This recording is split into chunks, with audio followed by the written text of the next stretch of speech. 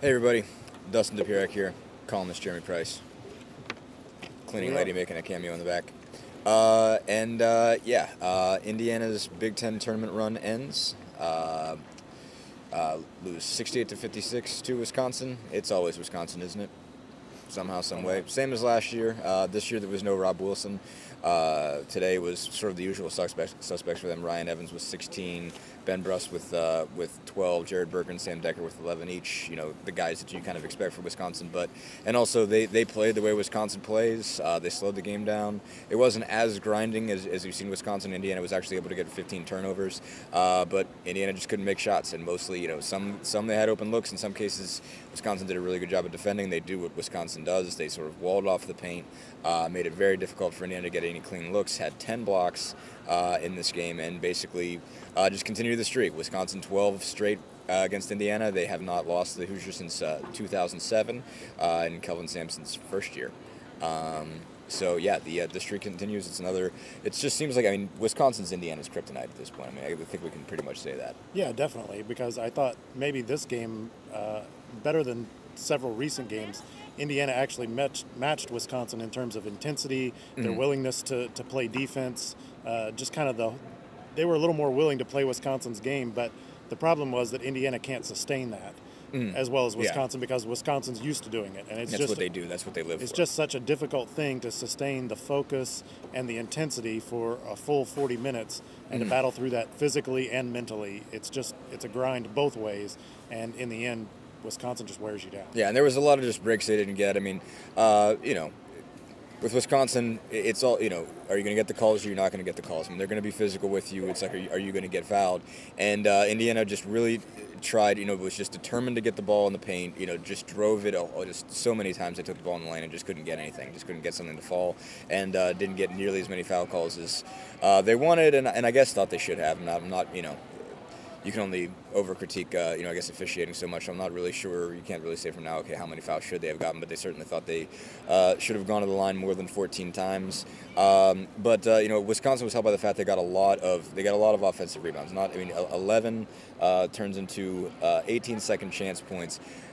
There were a lot of long rebounds and a lot of, and if Wisconsin gets a long rebound or gets an offensive rebound, it's a pain, because that means you're not just defending for 35 seconds, you're probably defending for darn near 70. Yeah, and in this case, probably the one that hurt the most was the missed free throw. Sam Decker had a chance for a three-point play, missed the free throw.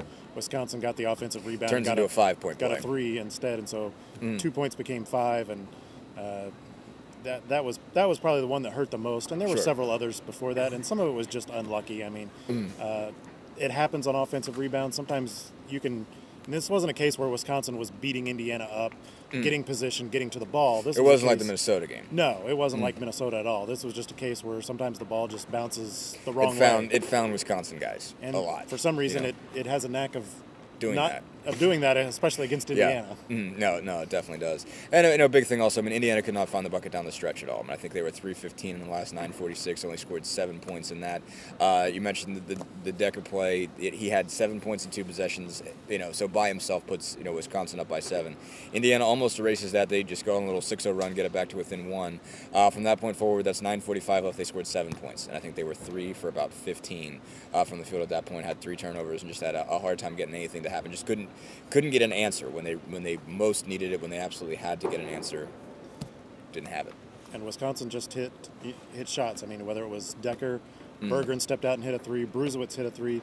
You know, Wisconsin doesn't have to be shooting it great, but boy, they seem to have a knack for hitting the timely shot. Yeah, and that was the case especially when they're playing Indiana today. And it's hard to imagine that this is the same team that missed 18 straight 3-pointers against Purdue a couple weeks ago. Yeah, I mean, they were 5 for 29 yesterday in the first half against Michigan. Yeah, amazing just to think that. I mean, they were just drilling everything. Jared Bergeron, you know, like you said, Bruzewicz, all those guys find ways of hitting shots, and it just happens against Indiana. Again, it's such, you know, they're just so antithetical to everything Indiana wants to do that. But like in some cases, it's just hitting shots. I mean, that's not, you know, that's not even about scheme. They just go down for them in these games. So yeah, I mean, it's 12 straight for Indiana. I want to say Tom Crean is 3-17 against Wisconsin. I think 3 in about 15 against Bo Ryan. 3 and 14, I think. 3 and 14 against Bo Ryan. Okay. Was the note I saw? Yeah. Okay, I did not have it in the paper, but what does this portend for Indiana in terms of going forward? Let's not talk seeding quite yet. Let's get to that in a minute. But it's a weird game to play right before the tournament because I think it's tough to get a gauge on, well, where is Indiana really after a game like that. But I guess we should just ask the question, where is Indiana really? What does this really mean in terms of the level of play that they have coming into NCAAs? Yeah, Wisconsin is a tough measuring stick because it's not. You're not going to see a team like that, or at least you're not likely to see a team like that in the NCAA tournament, or until you get to the Elite Eight, Final Four type level. I suppose you could see a Butler, a Wisconsin, whatever. But Butler's not like that. I mean, like Butler was the first half-court team they played all year. Yeah. They're not a grinding, slow, 300 something in tempo team. I mean, Wisconsin, I was surprised that they're actually up from the bottom. They're like 311 out of 347 right now in tempo and possessions per game. But Butler doesn't play that slow. And other teams, there's a lot of teams that play somewhere in the middle in the 100s or the 200s, but there's not a lot of teams that are in the tournament that play that slow. But what I think this does tell us, and Indiana's now 3-3 in their last 3 games, and if you want to throw this one out of the equation just because it's the oddball matchup for whatever reason, you're welcome to do that, I suppose. But the thing is that Indiana hasn't been able to sustain high levels of play for as long a periods as they did earlier in the season. That's true.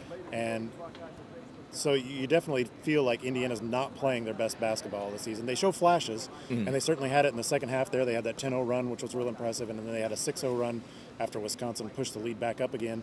But there's a just short burst right now, and it seems like if it's not one thing, it's another. And maybe it's just kind of things just aren't in sync. When the defense is playing well, the offense isn't clicking. And when the offense gets to clicking, sometimes the defense isn't playing well. And they've got to find a way to somehow get all those pieces together at the same time.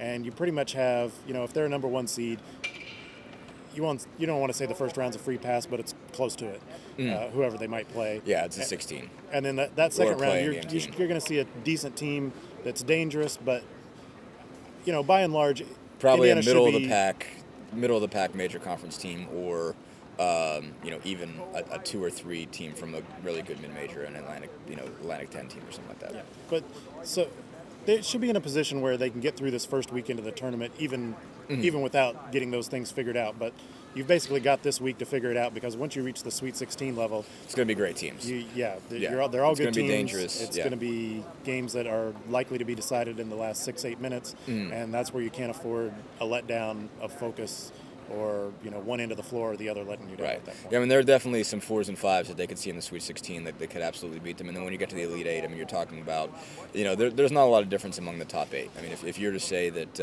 right now that everybody that's going to be a 1 or 2 seed makes it to the Elite 8, there's not a lot of difference between Indiana and, say, Miami or Duke or who else is in that category?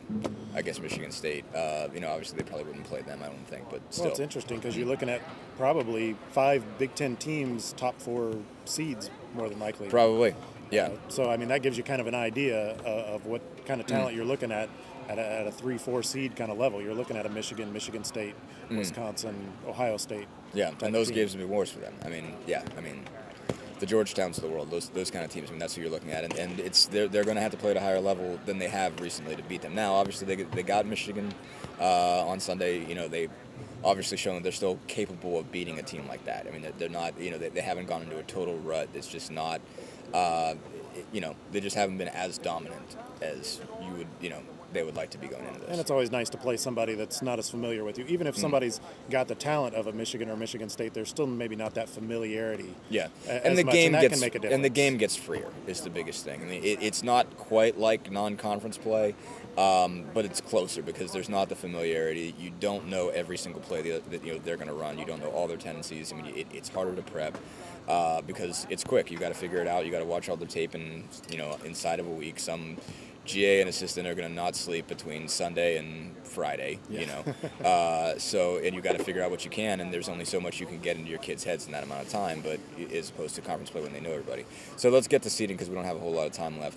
Are they number 1, and are they number 1 in the Midwest? Number 1, no doubt. Number 1 in the Midwest. Guess that's to be determined. Should they be? I guess should they be? Let's say Louisville wins tonight. Let's grant them the Big East title. Should Indiana be the #1 seed in the Midwest? Columnist Jeremy. I would vote for Indiana #1 in the Midwest. I mean, they have the more quality wins over top 25 teams, top 10 teams. Louisville has a lot of wins over good teams. They just don't have a lot of wins over great teams. Yeah. And I think Indiana has more of those. They're not supposed to take into account the last 10 games. So if you successfully take that out of the equation, the fact that as a specific thing, obviously they are, you don't weight them more. Better down the stretch, but Indiana's, even with 3-3 in the last 6, but 7-3 in the last 10. And I guess if you consider the 3 losses are to to Ohio State, Wisconsin, and then the Minnesota one. I guess that's probably the bad game. Yeah, right. Bad loss. Right. The Minnesota and the Illinois loss are the bad ones, but those are still top 50 teams, RPI wise. Those are NCAA tournament teams. Yeah, they are. I mean, those teams are almost definitely getting in. I think that's the big thing is that Louisville's best wins are Syracuse and Marquette. They didn't have to play Georgetown. I mean, I think that's one thing that kind of stands out is like they played them once in the regular season and lost. Indiana beat them. I mean, I think that's if there's a tiebreaker, that might be it. Yeah. Georgetown obviously wasn't playing as good a basketball then as they have been. They didn't look, they looked really good then. They didn't look like a top 5 team. But that might be the thing that determines. Indiana beat Georgetown on a neutral court. Louisville did not. Louisville did not have to play them in the Big East Championship, so that sort of saved them. I don't know. I think they should get it, but I think if you're an Indiana fan, you root really, really hard for Syracuse tonight. So anyway, tomorrow we'll find out, and we'll have more for you then. Thanks so much, guys.